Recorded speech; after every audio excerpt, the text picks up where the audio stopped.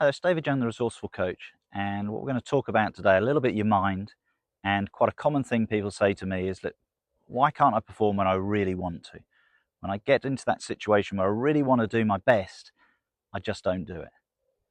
And what we find in a lot of things that we do, the emphasis is very much around technique and making sure you've got a really good technique to achieve what you want to achieve.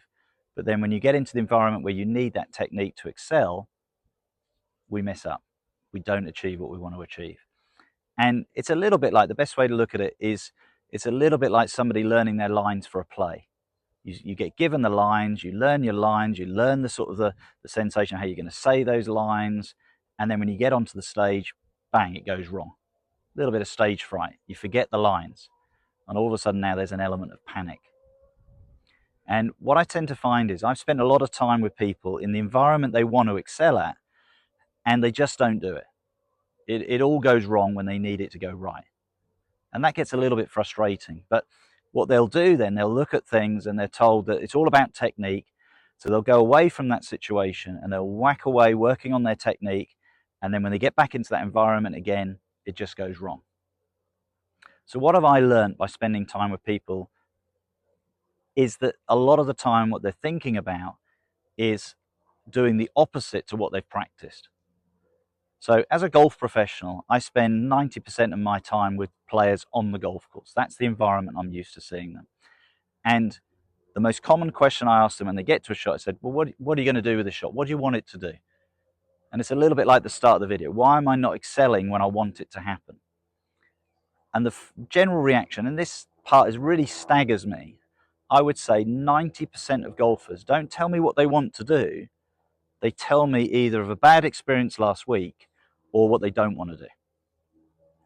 And I sort of look at that and I think, wow, that's amazing, really. Why have you practiced working on a technique of what you'd like to achieve? And then you walk onto the golf course and now you're thinking about achieving a shot that you don't want to do. So it's like, well, I don't want to go in the bunker. Well, did you go to the practice ground and deliberately practice knocking it in the bunker? No, of course you didn't. You practiced how to get it over the bunker. So you've got to use that experience of what you've had to get the result you want. But what we tend to do, the thought process that we get when we get onto the golf course, is we remind ourselves of all the bad things that have happened before. And I think what you've got to look at, when you look at the great golfers that we watch, is they excel sometimes in the shots that we don't expect them to play well. They look forward to playing those shots. Whereas the amateur golfer is worrying about it going wrong. And I get you may have had experiences in that environment on the golf course where it has gone wrong and you say it keeps going wrong. But if you can physically do it away from the golf course, on the practice ground, this is not physical. This is what's going on mentally. That 6 inches between your ears is the key thing. And we always see it when we see the top players. Even most amateur golfers would agree with this. They say, yeah, well, golf's 80% in the mind. And a lot of people then think, well, it's 20% physical. But I'd say most amateurs flip it the other way. And in fact, they're probably thinking it's 99% physical and 1% mental. But you've got to make sure your mind is in the right place. Think about what you want to achieve. So we're going to look at 2 things here to help you with this. Now, the first one is explaining what you're doing wrong. So we get on the course and we get this thing, what I call the fear of failing. And I think that thing now has become even bigger than ever before, because we've got social media. And it's very, very easy. You could be out there with your mates and you don't even realize they're taking a video of your swing and you mess the shot up and now suddenly they post it to a couple more mates and slightly embarrass you. So your fear of it going wrong becomes even greater. It can be around the world in 2 seconds. Hopefully you haven't got friends doing that to you. But the fear of failing and it going wrong overrides everything. That's what I see on the golf course. I don't see what I want you to achieve, what I call the thrill of succeeding. And that's really, really important, because when you walk onto that golf course and you're saying to yourself, don't do this, and you can look at one of my other videos, which is The Brain Doesn't Understand Don't, is what you're doing is you're rehearsing in your mind the shot you don't want. And yet you haven't practiced that. You've not gone to the practice ground. Have any of you ever gone to the practice ground? I'm going to deliberately go and thin the ball along the ground. I'm going to deliberately shank it into the trees. I'm going to deliberately snap hook it left. Of course you haven't. You've gone to the practice ground working on the shots you'd like to take to the golf course.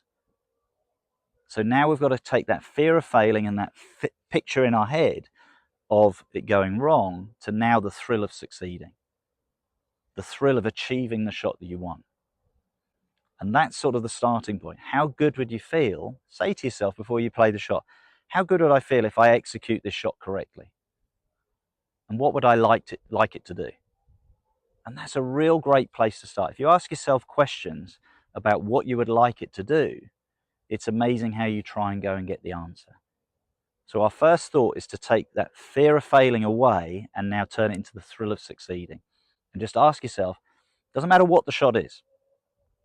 Okay, it could be a 10-foot putt with 6 inches of break. How great would it feel if I roll that into the hole? It could be a drive straight down the middle of it. It doesn't matter. But think about what you would really want. And then this is the second part. This is the key bit. You must give it 100% your focus on what you want. Okay, even if your brain goes down the route of 99% want, 1% I don't want, it's amazing how that 1% will mess up that flow of what you're doing. So it's that thrill of looking at it and thinking, how can I play this shot? And one of my other videos, which we did, First Tee Nerves, we talked about using your senses to get the result you want. And we talked about what I call see, hear, feel. So think about what you want. What does it look like? That's the see part. What does the sound of the shot sound like when it comes off the middle of the club face? When you hit it, it could be a putt. You might play a hole in that putt. What does it sound like when it goes in the hole? Use that sensation to say, how great would it be if I hear that sound again? And then the feel element. Do you do a practice swing to feel the swing that you're doing? And it's that enjoyment of playing the shot. For me, when I go and play any sport, if I have that thrill of achieving that result, it may not be perfect. And the thing you've got to understand is golf is never that perfect. So you've got to get your head around the thrill of just playing any shot, whether that's a bunker shot, which you didn't want, or whether it's a lovely 7-iron from the tee box on a par 3 onto the green. It's think about what you truly want with the shot. As I said earlier on in the video, 90% of golfers are telling me what they don't want before they play the shot. Wow. Okay, how on earth are you going to play good shots? Why are you thinking about a shot you haven't gone and practiced? You've got to think about, I've practiced it, now I want to execute it. And I'm going to have fun doing it, I'm going to enjoy doing it. And I think that's the real big thing. Just look at it sometimes when you get over the ball, or look at your playing partners and just look at how they're approaching their game. Unfortunately, I would say more than, as I said, 90% of golfers are going out there with quite a negative view of the shot they're about to play. And the end result is, it doesn't quite work out. And if it does work out, I call that a little bit of luck, not skill. So think about your thoughts on the practice ground, how you're going to transfer them to the course. And now what you'll find is the difference between the two, you now can perform when it matters. And that's the real big thing that I want you to do. I hope you've enjoyed this lesson. It's really getting your mind in the right place. For me, that's what golf's about. If you get your mind in the right place and you can take it to the golf course, you'll see massive improvements. Because if you know you can hit the shots, this is the only thing that's stopping you doing it. And if you enjoyed the video, please share it with your friends. Please subscribe to the channel, and I look forward to seeing you soon.